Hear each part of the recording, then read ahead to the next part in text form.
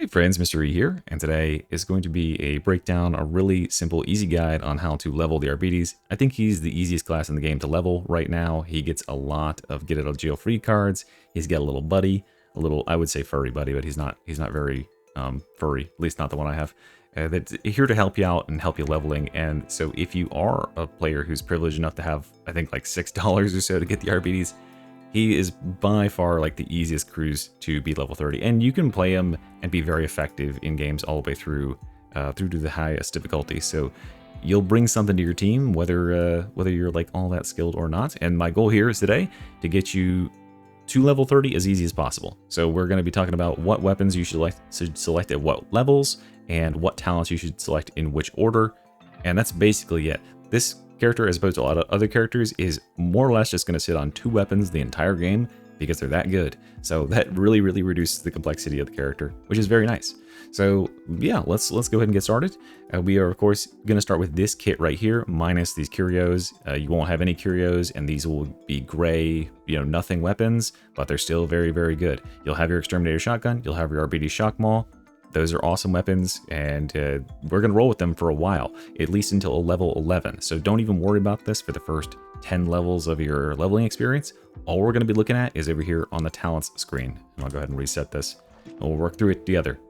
So we are going to first pick up. We're just going to do this in the same way I've done the other videos. We're going to do levels 1 to 5, then 6 to 10, then 11 to 20, and then 21 to 30. So the first 5 levels are this little diamond shaped right here, with force of will and up close being the ones you want to sort of prioritize. So go no escape, then up close and force of will. Go these 3 first, and then come over here and grab Razor Jaw and Man and Cyber Mastiff, because up close and force of will are just absolute powerhouses when it comes to generating your toughness. So you, unlike a lot of other classes in the game, you have so much toughness regeneration, so much tankiness built in like the first couple points. You just go up to enemies and you start clobbering them with this weapon, with this maul here. And by the way, like, this maul is super brainless.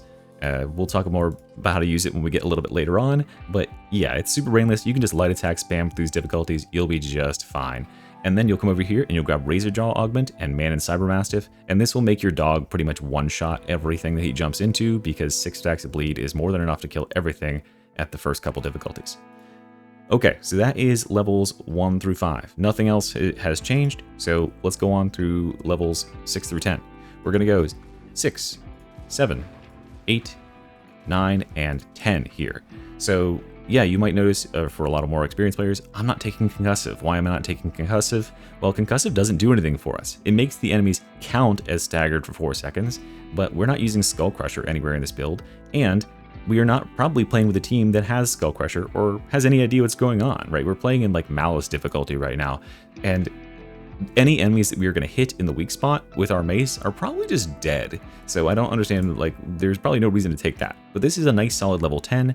What you should really be prioritizing at this point in your gameplay is making the dog go and attack the targets that are the scariest. So if you see a crusher, there might be a couple crushers in the game, or if you see a mauler or a rager or something like that, stick the dog on him. The dog has voltaic mandibles now. Voltaic mandibles, as you can see here, it paralyzes enemies for 5 seconds. They can't do anything. So it just takes them out of the game entirely. And that works on crushers, it works on bulwarks, it works on reapers, anybody actually scary. And of course for these smaller guys, the dog is just going to pin them down entirely, so they can't even play. This is what makes the dog so awesome, because for newer players, these guys would get to throw attacks right now. He's out of the game entirely. One thing I do recommend though, if you are going to play with the dog, is you want to come into, I believe it's an interface here. Where is it? No, key bindings. No, look, come on guys, we're gonna learn this together. Here it is. Okay, at the bottom of input down here, come down here and change your companion target tag to press once. That way you don't have to continually tap that button to get the dog to go to a place, because no one wants to hear this, right? Just tap it once and the dog will go over there, and GG. And you see what those bleed stacks are doing, right? Like, they're just tearing these guys up. Anybody nearby gets bled as well. So this is a way you can basically just fight enemies, is just by sending the dog around to do this sort of thing. It's pretty funny too. And if you get him just right, when he's about to jump on a target like this and you re-target him, let me see if I can do it. This is just a funny thing. If you can get him when he's about to jump on a target, and then you can target him to someone else across the room. Sometimes he'll just go like whew, across the room. I can't get it right now, but it's fine. Let's oh, there he did it, right? Did he do it? I wasn't looking. Someone just comment down below if you did it. I wasn't actually looking at my screen. Okay, let's get back to the actual important part of the video, which is what the fuck we're doing with the leveling. All right, so we're at level 10 right now. Level 11 is going to be the next big step up. The only thing we're changing with our kit this entire time. Oh, and by the way, at level 8, make certain you are picking up a curio over here. The curio doesn't really matter what it is, at least a blue tier curio, because blue tiers will have 1 perk, and then just make that say 10% experience. So just craft it on there. Yeah, it takes a little bit of resources, but it's going to make the rest of the leveling 10% faster. So that's really, really good. Okay, so that's at level 8, I believe. Then we'll come back over here and we're going to go 11 through 20. And also during this time span, the first thing we're going to do when we hit level 11 is we're going to swap our range weapon. We are picking up the Arbites shot pistol and subductor shot pistol and riot shield. This weapon is super, super strong. It's going to be a great defensive tool for us, plus an offensive tool. It's awesome for new players because now, if we're getting caught out by ranged characters, we can simply block those bullets. And while you're blocking, you're actually gaining power because of the talent we're going to target on here, which is pinpointing target. So for both of these weapons, you're probably only leveled up to like blue or so rarity at this point. If you are, then the things you should be prioritizing as far as your blessings and your talents in here, get yourself probably one of these. You can choose which one. Relentless Strikes is pretty good, but so is High Voltage. And then for the Subductor Shot Pistol, grab Pinpointing Target on here, because that one is going to give you a stacking strength buff when you're aiming like this, so that the first shot that comes out is really, really strong. And that's all you got to do. And then when you're holding the shield down, you can actually be directing the dog around too. So you can, I've got a gunner shooting at me, I've got a reaper shooting at me, I just like tell him to go over there. So that's level 11. That's the first thing we'll do at level 11 is we'll grab this shield, start leveling it, and this will be our shield all the way through endgame. Then we are going to level up the next 9 levels here. So level 11, level 12, level 13 with Unleash Brutality over here, 14, 15, 16 is getting these two for the charge. Then we're going to go 17, 18, 19, and finishing off with Execution Order, the capstone here at 20. So Execution Order is kind of a big power spike for us. I mean, all of this is a big power spike. We unlock Break the Line here, which I'll talk about in a second, but Execution Order is going to give us a big boost to our Cybermastiff's damage, plus anytime they kill a target, it's going to mark them. Well, anytime we have targets that are marked, like that guy, you saw he just got marked there, and this guy just got marked. Anytime a target is marked like that, if they get killed, we get toughness back, we get damage, and the dog also does like 2.5 times damage to them, so he kills them super quick. And this will target like a new enemy every 3 seconds or so. It's super good, and it tells you where enemies are, which is an invaluable asset. You can see it's just rapid fire targeting these guys, which is just amazing. So yeah, just make certain you're using that. And then as far as our ultimate here, Break the Line, I know a lot of like players are like, why aren't we using Castigator stance? This thing makes you immortal. Well, you're very tanky already, and there's probably almost not enough damage going out on like Malice / Heresy where you are to justify it. The Break the Line is the best ultimate on this class, hands down. And so I want to steer you towards using it sooner rather than later. Anytime you are pushed into a corner, anytime you've got anything in front of you that you want to hit, just go ahead and charge it, right? Because now you have like a 15-second cooldown and you're back on your feet, and that's going to be even shorter once we level up like a couple more times. But that is such a strong cooldown.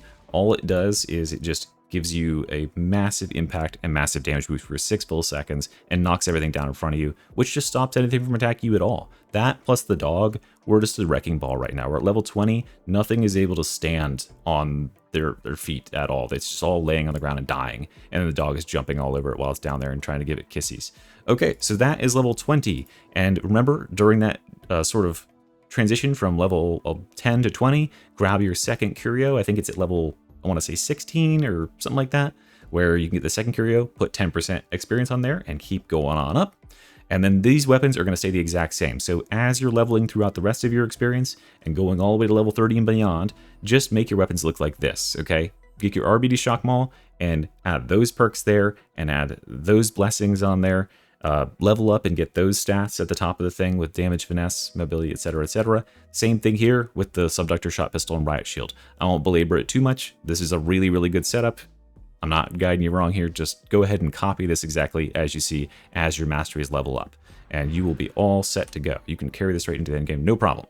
Okay, so once we're at 20 there, let's go 21, 22 down here. We got a bunch more power for us. We got more cooldown and more crit from the dog pouncing stuff. Then we'll come over here to this right side of the tree. We'll go 23, 24, 25, and 26. So now we have a bunch more, like sort of the ability to take an overhead and not die, which might start to be relevant when you're in sort of heresy or something. You can actually get overheaded and take some damage for once. And then these up here are going to give us so much damage. So the first target hit by a melee attack gets more impact and more melee damage taken. And after using a heavy melee attack, you get 15% damage for the next 5 seconds. Plus, over here at this next level at 27, we're going to take target the weak. So if we stagger an enemy, we're going to give them 15% more melee damage taken. So the way you should basically be playing with this class at this point is just opening up on an enemy with a heavy overhead like that. Because now this enemy, they just got staggered a little bit, and we have 15% damage buff. Pretty juicy. We're all juiced up. We're doing a bunch of extra damage for that next little bit. And then for the last 3 levels, we are going to come back up here. We got to take this one. Drive them back for that cleave. So when you're fighting hordes, just do this. And then do a heavy attack, and then do that. Just keep pushing. Every 5 seconds, throw out a push and a little sweep. And that'll keep you cleaving through hordes nice. Then we're going to come back up to the top here for the last 2 points. We're going to go right here with Imposing Force, and we're going to go right here with Concussive. Concussive is only a talent that we'll need when we're entering into the late game, where you're going to have teams who are running with talents that benefit off of enemies being staggered. We don't really have that many by ourselves, but when there's other people on our team, like Ogrins and stuff that do have Skull Crusher, etc., it's going to be a big deal. So you'll want to bring that if you're attempting Auric and Havoc and beyond. But this is a perfectly competent build. This will absolutely slay into Havoc. You will crush everything. This is the easiest leveling class in the game. As I said, you shouldn't have any problems going forward with it. Just make certain you're using your dog very judiciously. You do have remote detonation here that you can detonate anytime you feel like you're kind of in trouble, and you can just kind of detonate him when he's in the middle of some stuff. It's a tricky one to deal with to get a sense of where the dog is actually at, but you'll get the hang of it. It's definitely nice to have free grenades to allow your team to get grenades as well. So yeah, make good use of the dog, charge into enemies, be aware that you have a super short cooldown. You have the shortest cooldown in the game. It's like literally 10 seconds long once you get fully leveled up. This is what your endgame gear should look like. You should have Arbites Shock Maul. You should have Subductor Shot Pistol and Riot Shield with these sort of blessings and things. And then here's your curios with some ally revive speed, combat ability regeneration, toughness. You can do damage resistance versus gunners, very good in this class because it stops you from getting picked apart by a bunch of nonsense. And then yeah, just lots of tanky stats on there. I do block cost for my shielding build, and there you go. So hopefully it helps, guys. I'll see you very soon for the next one. Mr. Ree out of here. Bye bye.